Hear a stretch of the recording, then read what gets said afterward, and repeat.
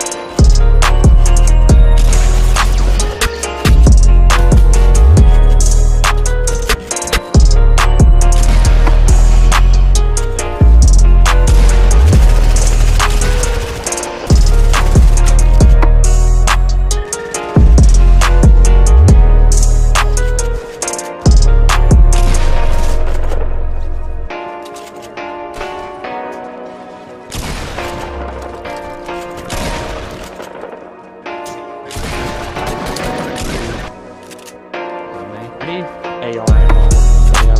I do too. I only got 20 bullets.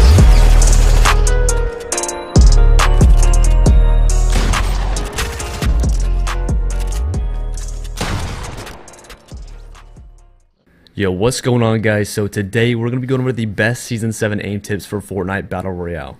The reason that I want to go over this is that the game has changed so much in the past couple seasons, even just from last season, that this is like necessary. It's crazy how much it's changed. Now with that said, I want to make sure that I get across the reason I put the clips at the beginning of this video is because I want to say, or I want to show you guys that I have the credibility to speak upon this subject. Right, I see a lot of videos saying best this, best that, but they don't have the clips to back it up, or they don't seem like they have the credibility to really speak upon it. So I just want to show you guys that, and I'm not trying to sound arrogant, I just did that so that you guys know that I can talk to you about this subject. Now with that said, I am a little sick, so I apologize if my voice is kind of scratchy. I'm definitely a little congested this morning, but I did promise you guys daily uploads, so this is going to happen, and I'm going to get this done. So with that said, I am going to be going over efficiency, consistency, and methods of practice for shotgun aiming primarily, but these tips can be generalized and be used in more ways than one than, you know, just solely shotgun aiming. So with that said, let's get right into it. Alright guys, so let's start with consistency. How can you be more consistent with your shot? One of the best ways and best tips that I can tell you guys is to invest in some kind of Kontrolfreak or extended thumbstick. So with the Elite controller, I have the accessibility to use an extended thumbstick, which achieves the exact same thing as a Kontrolfreak. It's just a little skinnier, and I personally like the feel of that a lot better. Now keep in mind, I'm not sponsored by Kontrolfreak or anything like that. I am simply talking about this because you definitely need this. I'm talking about this from experience.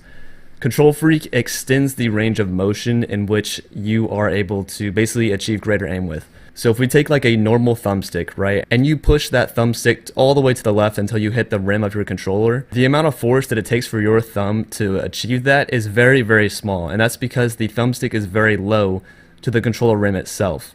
By using an extended thumbstick, it's going to require more force from your thumb in order for you to reach the end of the and touch the rim, right, with that same stick. What this does is get you closer to what PC has, right? PC has a mouse. They have a huge range of motion. So if they want to flick shot very slowly, then they can, right? They can just move their little wrist. But if they want to, they have to turn all the way around to build, then they can throw their entire arm across their mouse pad. And so, like I just said, it's a greater range of motion. So with a mouse, they have to use more force to use, turn all the way around, but less force to make smaller movements. So it's the exact same principle with the thumbstick. Is if I want more force, it's just going to require a little bit more force to hit the rim. Therefore, if I want to make little small precise movements, then I use a little bit less force. So once again, it just allows for a greater range of motion and allows for me to have more control over if I want to do a large movement or a small movement or any variation of the two. My second tip for consistency is going to be to have a low sense. So I'm not saying that if you play in a high sense that you can't be consistent. Don't assume that. Obviously, there's going to be outliers. And if you're playing on 10-10, for example, that's great.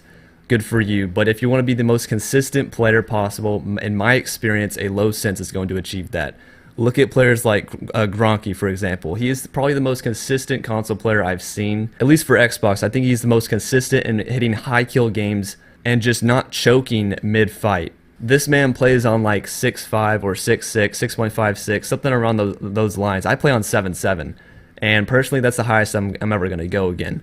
I used to play on 9.7, but I realized that, yeah, I have days where I was doing well, but I also have a lot of days where I wasn't doing that well. And that's all caused by the inconsistency that comes with a high sensitivity. Low sensitivity in general is just more consistent, and I've already seen myself hit much higher gameplay in terms of kills ever since I lowered from 9.7 to 7.7. My third tip is to avoid flick shots at all costs, or as long as you can. There's going to be situations where all you can do is flick, and that's fine.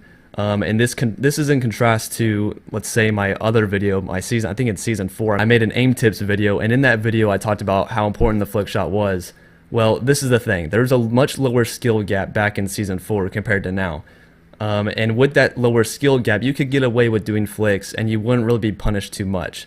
Now, the skill gap is just ginormous, and the player base is much more skilled and much more competitive. So if you want to have a consistent shot and consistent aim, then just avoid flicks and go for normal aiming. And once again, lowering your sense is going to help achieve just that. Now, moving on to efficiency, the first tip I have is to make sure that your jump is mapped to something that is not going to force you to take your right thumb off of your thumbstick, because doing so makes your aim inconsistent. It makes you have a pause in when you can turn around and look around and shoot, and that's obviously bad. You want to have no stress, minimal stress. So minimize the movements, the complications of your movements, and the easiest way to do that is to have your jump mapped to, let's say, a paddle, if you have the ability to do that, through an elite controller or a scuff. But if you cannot do that, then go ahead and take your auto sprint feature, turn that on, and then make your left stick jump. Personally, I don't like the way this feels. That's why I bought an elite controller, but that is a way to do it if you don't have the financial ability to do so. My second tip for efficiency is to stay as calm as you possibly can. The way that I personally do this is to listen to music, focus on my positioning, just focus on angles. I try my best not to throw myself in situations that are going to make me rage or make me miss a shot and cause me to rage, anything like that. You always want to play smart. Just listen to music, chill, don't stress about missing a tiny little shot. And you'll see some of the clips that were even in this video, I missed like a shot by a very small margin. And my voice audio is on. I didn't complain about it, I didn't scream about it, I just focused on the next shot because I know I have to. And if I get mad, I'm probably going to miss the next shot. So just stay calm, that's the best way to handle that situation. Once again, listening to music, the music that I used in this little montage edit, I guess you could call it a montage, that's the type of music that I listen to all the time when I play, just because it relaxes me. Just choose something that makes you sit back and just chill. Now lastly, methods of practice. Back in season 4, we didn't have access to things like challenge games or creative mode. So personally, I would take advantage of the challenge games area within Playground that has, you can spawn bots, right, that run around, and with a controller you can use them for practice with your aiming. You don't have to be crazy with this, just do simple jumps and shotgunning, and just get a feel for it. I recommend doing this with like anytime you change any sensitivity, do this challenge game and just get used to the feel of it, and then go on Playground, and just, you know, practice it with actual pressure situations. So basically challenge games, lots of pub matches, and then a specific way to play the pub matches that personally helped me a lot with my shot and my gameplay in general was to make moderately aggressive edit plays. You can see this in the clips all the time where, you know, I have low HP, I'm kind of like stuck in the situation where if I don't edit out, I'm probably gonna die, and so I just go ahead and make the edit play and go for the shot. And most of the time I was hitting my shots, to my surprise. So just go for, you know, step outside your box, go out and try these moves that you wouldn't normally do, and that's going to inevitably evolve your game, not just in terms of your aiming, but in terms of your overall gameplay as well. So with that said, guys, I hope you did enjoy today's video. If you did, make sure you do drop a like. It really does help out the channel, and I really do appreciate all of you guys for watching. Also, shout out to my Twitter at @triple_YT if you want to hit me up there for 1v1s, or just follow, you know, shoot me a follow and just stay in touch. That's cool too. I really do appreciate all you guys once again for watching. It means so much. And with that said, guys, do enjoy the rest of your day, and I will see you guys next time. Peace.